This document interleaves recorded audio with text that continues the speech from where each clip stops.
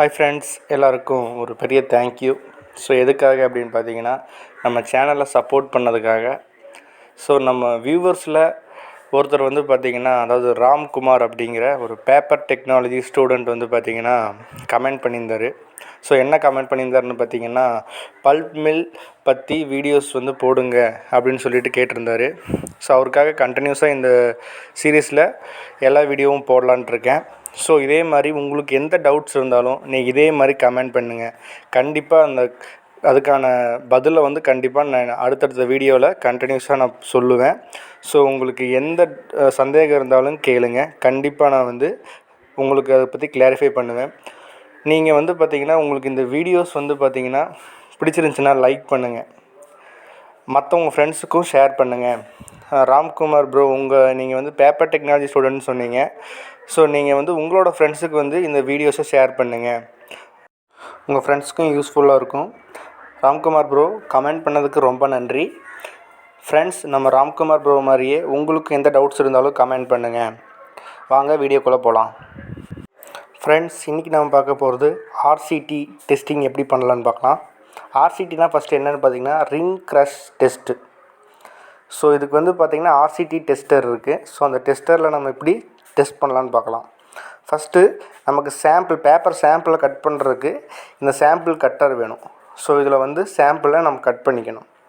Cut பண்ண sample எப்படி இருக்கும், எப்படி பெட்டில் ஃபிட் பண்ணலான்னு பார்க்கலாம்.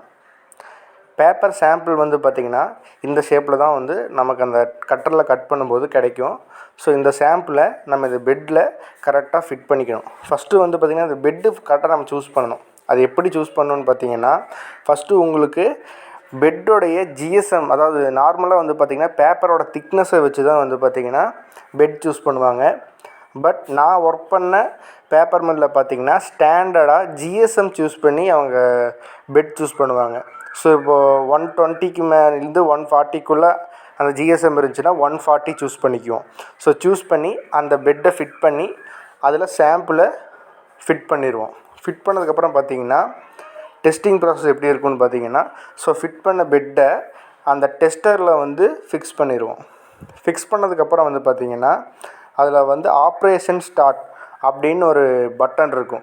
அதாவது பார்த்திங்கன்னா ரெட் கலரில் இருக்கும். ஸோ அதை கிளிக் பண்ண உடனே என்ன ஆகும்னு பார்த்திங்கன்னா ஆப்ரேஷன் ஸ்டார்ட் ஆகிடும். ஸோ அப்போது இந்த இமேஜில் தெரிகிற மாதிரி அந்த சாம்பிள் மேலே ப்ரெஷர் அப்ளை ஆகும்.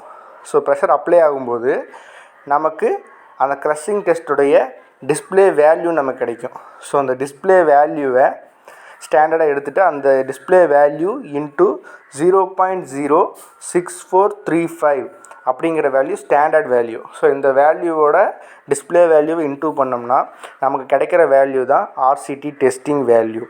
ஸோ இதுக்கு என்ன யூனிட்னு பார்த்தீங்கன்னா kilo newton per metre. Okay friends, உங்களுக்கு இந்த வீடியோவில் ஏதாவது டவுட் இருந்துச்சுன்னா மறக்காமல் கீழே கமெண்ட் பண்ணுங்கள். கண்டிப்பாக அதுக்கு நெக்ஸ்ட்டு வீடியோவில் நான் ஆன்சர் பண்ணுறேன். மறக்காமல் இந்த வீடியோவை லைக் அண்டு ஷேர் பண்ணிடுங்க.